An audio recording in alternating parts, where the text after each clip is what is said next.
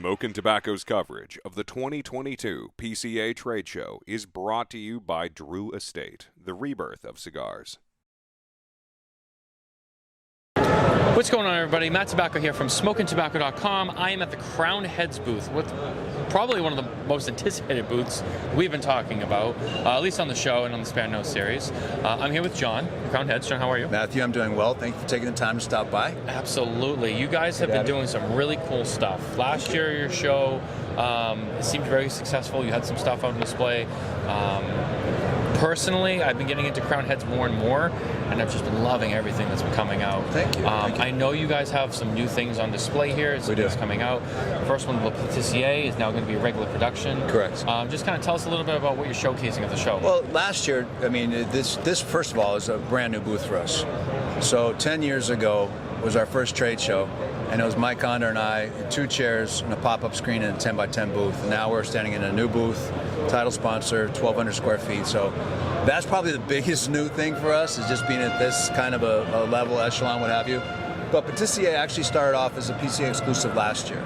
So we did a 6.5 by 44 Lonsdale with this blend, which in retrospect, I probably wouldn't have gone down that small of a ring gauge, because then in order to, broadleaf's a very thick, dense, structured wrapper, right? Right. So to get it down to that 44 ring gauge in that blend, we had to go to lower priming wrappers, which I think kind of took the balance away a little bit. So I'm like, if it gains any amount of traction after the show, let's explore this as a regular production. So it did. It got a lot of traction, got a lot of good feedback. I'm like, if it's that good at 44, let's take it at 48 to 54, which is what we did. So now we've got 4 new sizes, regular production brand, same blend as the exclusive with Connecticut broadleaf wrapper. There's a 4 3/8 by 50. There's a 6 1/8 by 48, 5 7/8 52, and 5 3/8 by 54. So 4 new sizes, regular production. Couldn't be more excited about it. It's going to ship in July. Nice. Yes. Nice. Really exciting. Later this month, I should say, yes. And then you have, of course, your annual release, the Las Calaveras, the 2022. That actually is going to be arriving in our warehouse, I believe, Monday, tomorrow. Wow. Yeah. It was supposed to be there actually Thursday, and we had a little bit of a delay with the freight carrier, but we got 15 pallets coming to our warehouse and 1 guy to handle it, God bless him. So, but and those are all sold out? Yes. Wow. Yeah, they sold out in about 3 hours. Wow, that's so amazing. It's going to be a process getting it out the door, but they'll be hitting shelves, I would imagine, within a week or 2. Now, this year's Las Calaveras was, I think, was it the first time you guys, there was something different about that? Corojo 99, yeah. We used a different wrapper. Last year we used a different wrapper as well. We did a Sumatra expression. So every year we've changed it since 2014 with the Garcias. So we've altered it. Sometimes we repeated the wrapper, like we did Habano Oscuro in 14 and 19. But we've always tweaked the blend and the sizes. So it's always something new, which makes it truly limited. Yeah, absolutely. These 2 cigars right here. Yes. These are new as well, correct? Correct. Tell me a little bit more about this. So these 2 cigars here are under the Osgener family cigars brand. So Tim Osgener, for those that don't know, he and I go back 20 some odd years ago to the CAO days. His dad, John Osgener, founded CAO. So that's how I got my start in the industry. So Tim and I started working together in '96.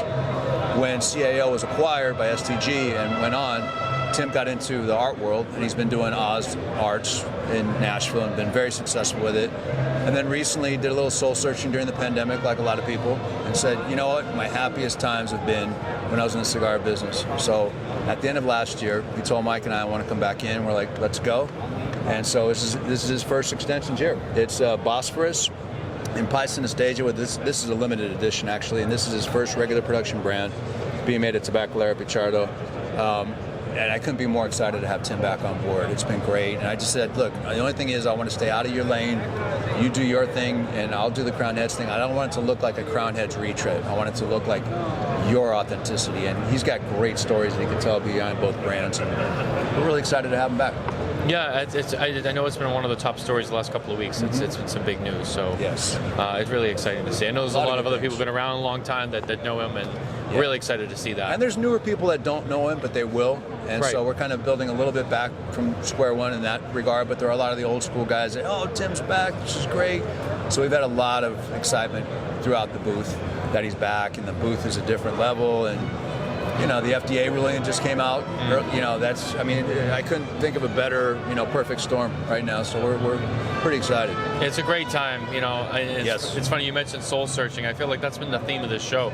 You go to all the booths now, and there's like 4 new releases at every booth. So people have a lot of projects that they were working on a few years ago, and now they're coming out. For me, I'm already working on stuff past the show. Like everything that you see that we're doing for the show, I finished months ago. And now I'm actually working on blends for later in 22 and beginning of 23, and so it's a never-ending process. Absolutely. Yeah, so. Always working forward, right? Yeah, man, obviously.